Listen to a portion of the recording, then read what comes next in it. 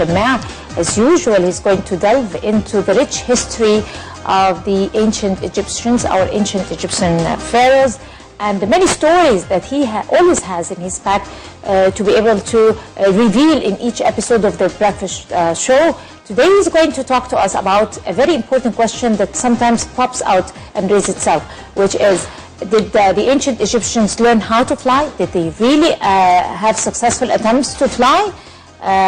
What kind of vehicles did they possess or have? And many other questions that he's going to answer and elaborate more on this very interesting issue. Good morning, Mr. Shamaa. A very good morning to you, sir. Good morning to you.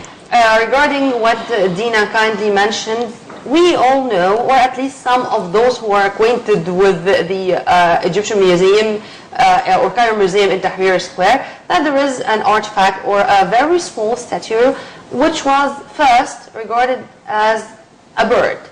Then, no, it's a plane. No, it's another form of Ra. You know, a lot of explanations, but we are going to know the real story right now.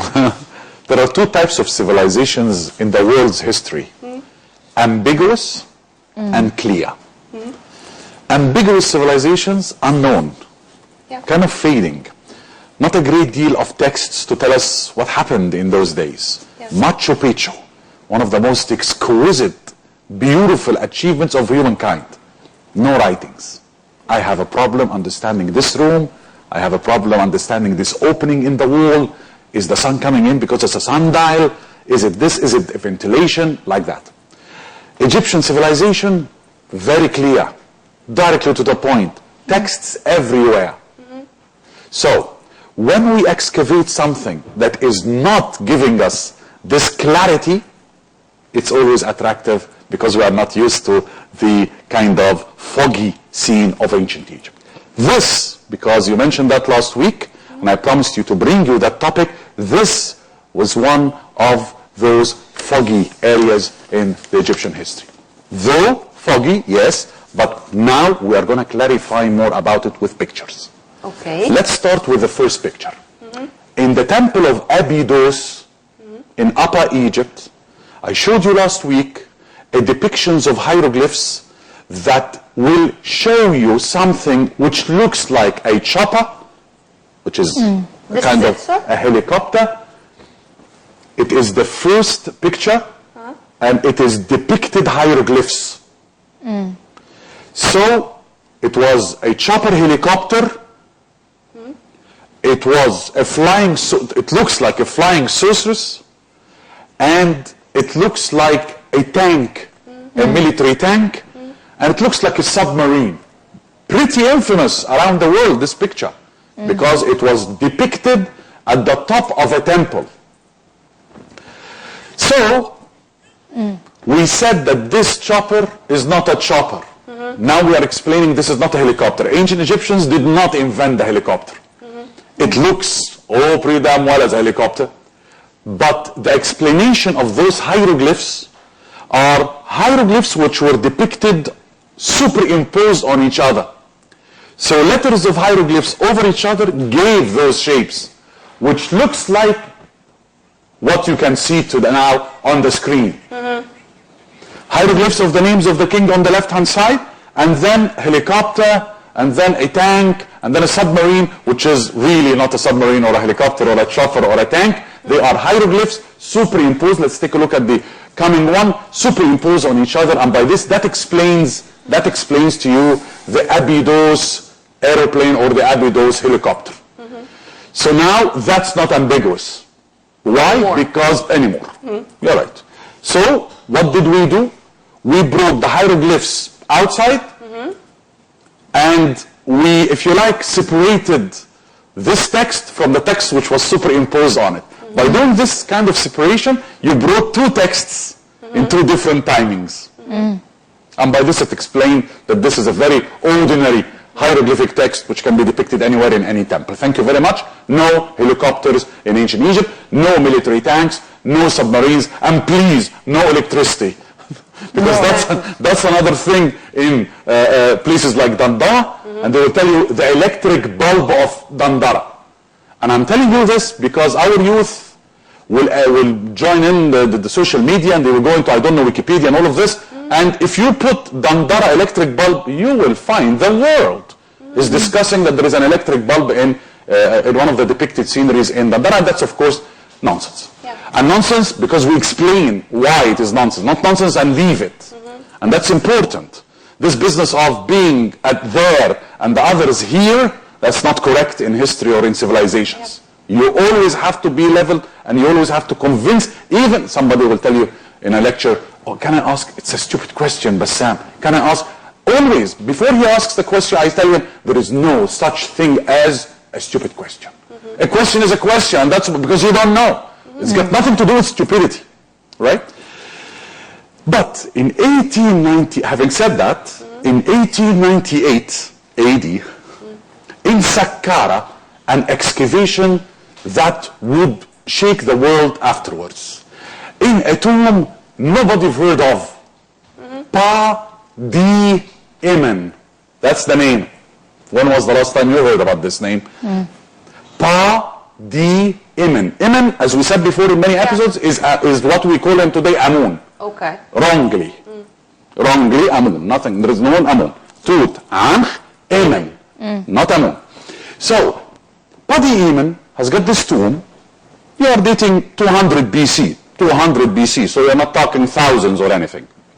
And the excavation took place, and from the stuff which was found, they would put it in a huge place, and then they would cover it, and they would put it in the Egyptian Museum in Tahrir Square. Years and years later, comes a gentleman who is searching for the Horus, and he is designing a study, and he's checking the statuettes of the falcon. And when he's looking around, he sees the coming picture. What this, he will take a look, and he will find that the falcons in the collection, which is the same collection that you can see today by looking in the vitrine up at the top of the first floor, the higher floor of the Egyptian Museum. You go to one of the lateral side chambers, and you will find a glass case, and this glass case is actually packed with falcons. Those falcons, the statuettes, were coming from different shapes of a falcon who is kind of recumbent on the floor, a falcon who's standing, a falcon who's moving its wings, and all sorts of things. So, while he was doing that, he finds something of an amazing interest. He finds this. And when you look at this, to you that's a falcon. To you that's a bird. But look again. First of all, big tummy. So directly that translates aerodynamics. Two, a wing which is so straight. So straight. And the tail. And so straight that it is a piece on its own. This is made out of sycamore wood. Right? So, it is made out, if you take a look at the coming picture, please, you will find that this, if you like to call it object now, are made out of two pieces. The one-piece wing, which stands from the left to the right, and then the body of the bird, or the falcon, right? So, studies were made, as you can see, with computers and this and that, even lately, that is. Let's take a look at the coming one, please. So, that's the third thing that you can see is that there is no tail. Look at this one. There is no tail for the falcon. Take a look at the back of the bird, or the back of the object, and you are looking at something which is similar to a rudder. An aeroplane rudder. Not radar. Radar is something else. Rudder is, if you like, the plane tail. The tail of the plane at the back is what they call in navigation a rudder, which will take you left, take you right, as you know.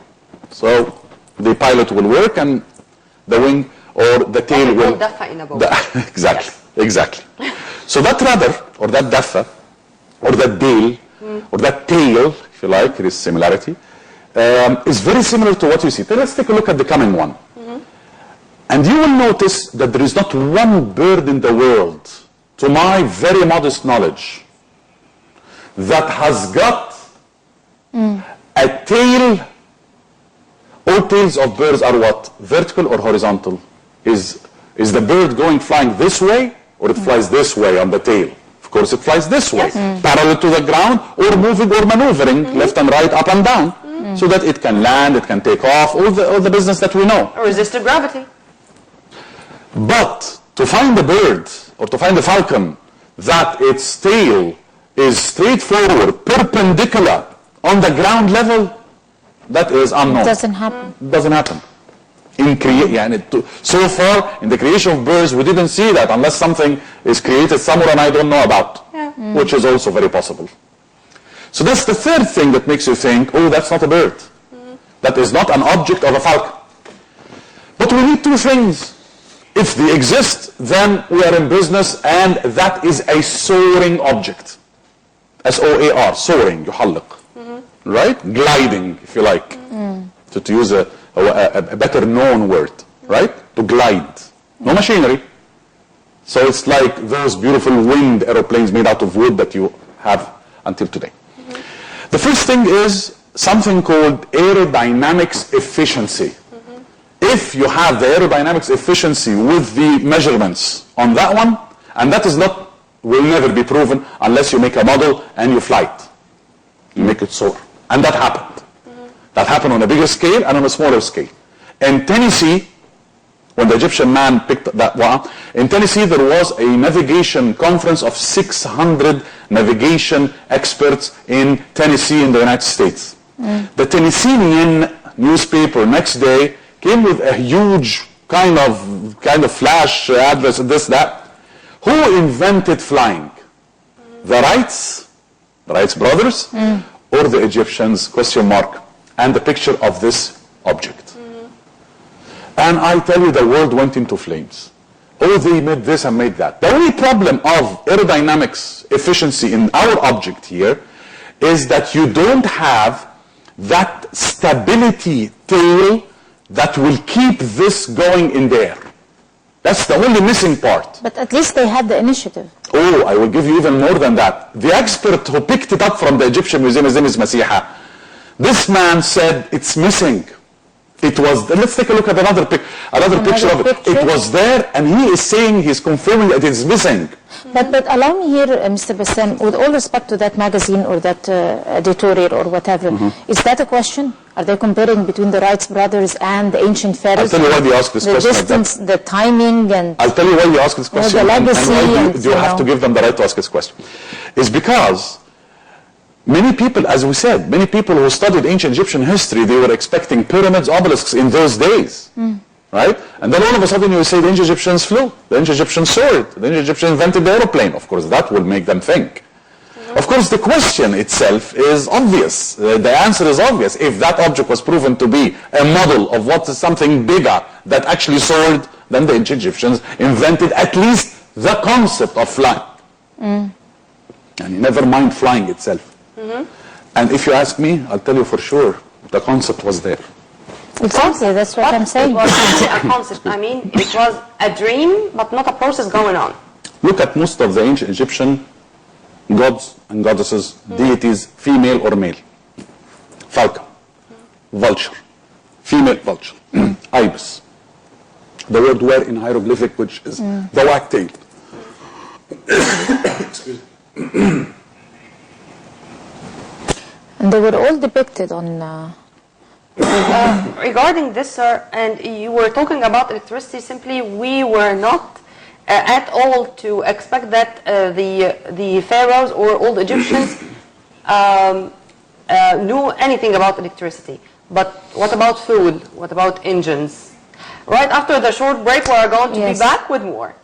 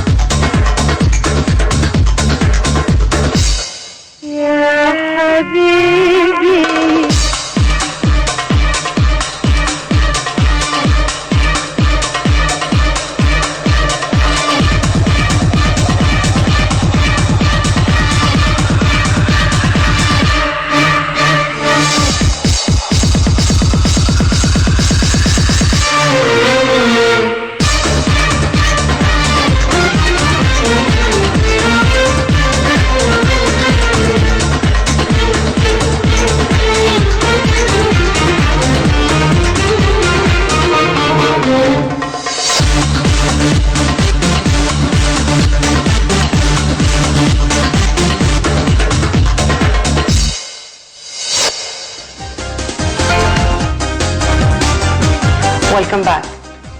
To our question, engines, fuel? Soaring and gliding doesn't need any engines, doesn't need any fueling. Okay. So no engines, no fueling, that I will approve. Okay. But everything that has got a small model, you have to think of a bigger model that the same person who thought about it would be thinking of. You made the Eiffel Tower and then you are selling trinkets of key holders of Eiffel Tower. Same idea.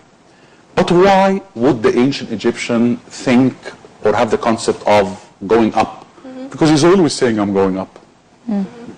Read any of the religious texts. I was in my cockpit, my wings, fire is coming out from, he's explaining something in his mythology of a huge bird that he is on as the king. What does that mean? That means that he had the concept of flying. He looks at the falcon and he calls the king the golden falcon. Nebher. Neb Nebu, Noba, Nob Nebu, the land of gold. Right? Her is Horus. So every living king on the throne of Egypt was the golden Horus. So you are a falcon. And what does the falcon do? It flies. Flies. The ibis bird, the bird of wisdom, the bird of knowledge, the bird of science, the birds of search, has got relation to medicine, has got relation to writing. All that was ancient Egypt. He looks at those millions of ibises that lives on the banks of the river Nile. And he looks at those beautiful wings, soaring all the way, geese, 6 geese of Maydum in the Old Kingdom. Perfect drawing of something that you would put in a dictionary of, or an encyclopedia of birds. By the feather, by the color. The M in hieroglyphics is an owl. It's an owl. So the detail of him studying those birds is out of this world. So don't tell me that a character that lives with birds and always concentrating with the sky and the sun is always the center of his belief, and he's never believing one day, oh, well, can I be one of these? Plus, when the king was dead, very little that you will read in ancient Egypt, our king is dead. The falcon has risen. So it's all about... We use the same terms when someone is dead. The takeoff. The takeoff from this level to the higher level. From the ground to heavens. So why wouldn't it be, why should it be surprising to us that this character thousands of years ago would try to invent something that can take him up there practically and not mythologically? Because that's there is no proof. There is no proof. Of course, it's the theory, Because my dear. I was going to say that maybe they use that in poetry, in lyrics, and in things like that. Definitely. Maybe it is just theories. Of course. And that's why it's a theory. 1997, I had my second Sphinx theory. 2016, second Sphinx theory. I didn't put it as a fact. Yeah. When would it be a fact? When I take you by the hand and your cameras, and I show you the remainings of the second Sphinx under the sand, near the Sphinx of today. Then I will be having the guts, the scientific guts, to come and sit on this stuff and tell you my remaining second Sphinx theory now is a fact. Same idea with this. But could it be something else? Let's take a look at the picture. Could it be something else? Oh yes, it could. One, it could be a toy. Have you ever thought about that? A toy, child's toy. Something like toys, like when you were young, they would bring you an airplane and you would throw it. It could be, most right? likely. That's number 2. Number 3, it could be a weather van. Weather van, wind van. Van here is not a fan. It's not a fan. It's a van, V-A-N-E. What's a weather van? Do you know those peacocks with arrows that they put at the top of buildings to show you where is the wind coming from? And it goes like, you see it in the movies abroad, and it will give you its north, west, the wind coming, I don't know from where. That's a weather van. It's an object that you put at the top of high buildings to give you the direction of the wind, left or right, north or south. And people will look at the arrow rotating and they will know where is the wind coming. That's a weather van. And by the way, also abroad, the word weather van, for a lighter note, is used as a slang word for a politician who changes his opinions. Yeah. He's a weather van. He's according to the wind. But this object, sir, I think it's made with mathematic accuracy that would give us the impression that it's not a toy. I mean, whenever we measure it in a way, its length to its height to its, I mean, those ratios, I don't think that they are going to be that accurate if it is made just to be a toy. One gentleman made a replica, Yeah. and he flew it. And he went out from this experiment saying, this object would never have flown in ancient Egypt. He rejects the idea. Okay. Because it failed to him. 1, 2, dimensions. Another study made that the right wing and the left wing were not equal. Were not equal in measurements. Which, don't despair. Because it will give you another gate to open, what? That this could be a boomerang. You know, the boomerang, that throwing stick, that you would throw it and it would go all the way and then it will return to you. Yeah. And in order for it to return to you, you have to make one part of the wing shorter than the other. Yeah. So that it can take that turn or that detour, if you like. So even Which in is those... also an attempt. Now, the weather van, back to the weather van, it could have been placed at the top of boats. Ships in ancient Egypt, boats, barks, vessels. And by putting it at the top right there, the captain will be looking at it, and according to the movement of the wing, he will be knowing where the wind is coming from. That's another proposition. All in all, at the end, it should be giving you the idea of the questions that we need to answer. Number one, why are we having only one? Why didn't we find more of those models? 2, it is the only one, and if you go to the Egyptian Museum, you'll notice that all the falcons beside it are different. And they all have the wings of a bird, not the perpendicular one.